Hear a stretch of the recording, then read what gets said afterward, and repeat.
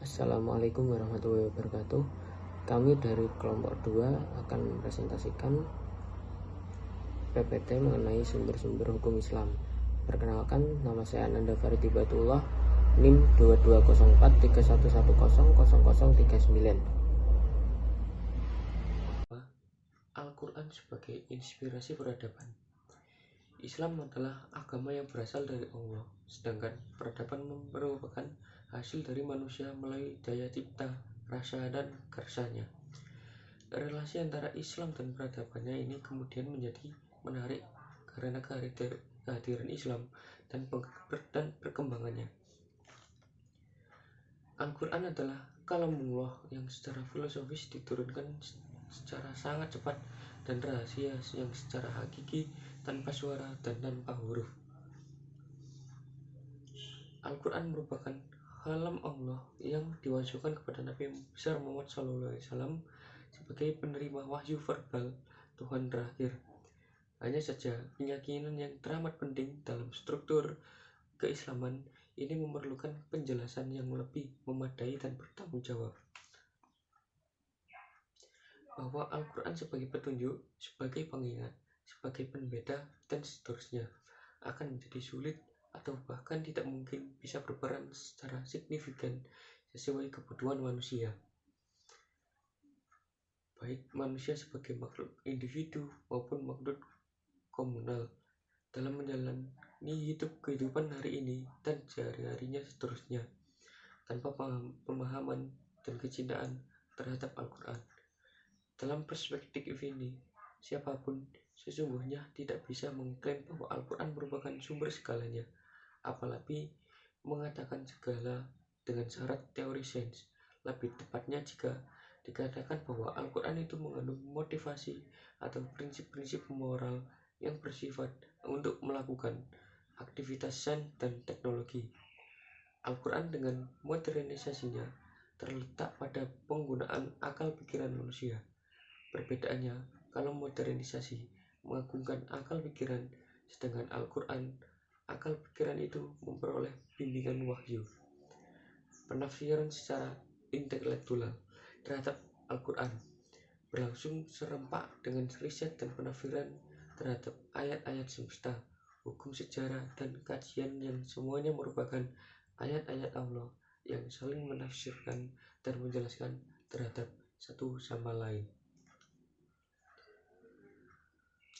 Selanjutnya saya akan membahas tentang sunnah sebagai contoh dan inspirasi budaya.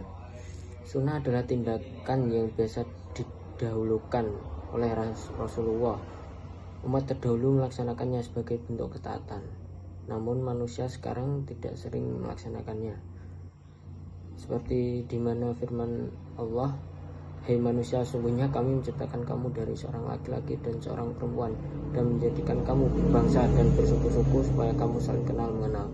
Sesungguhnya orang yang paling mulia di antara kamu di sisi Allah ialah orang yang paling takwa di antara kamu.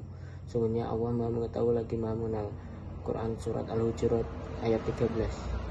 Ayat itu memberikan isyarat pemahaman bahwa setiap pribadi muslim adalah tipikal manusia yang berwawasan universal, maka mampu berempati, mampu memahami keberadaan orang lain di luar dirinya dengan berbagai keragaman budayanya. Dia dalam keberlangsungan spirit Islam.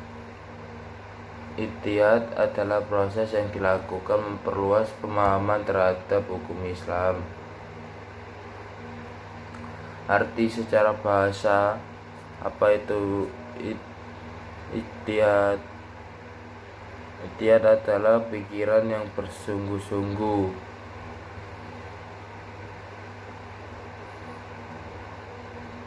Selanjutnya, nilai budaya.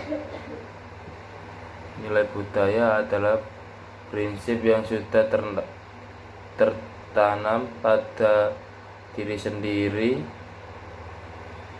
maupun kelompok yang dijadikan pedoman hidup. Ia menjadi pegangan yang bersifat ideologis dalam menjalani kehidupan di muka bumi ini. Al-Quran sebagai kitab hidayah dan pembentuk kebudayaan mendapat tempat di sini.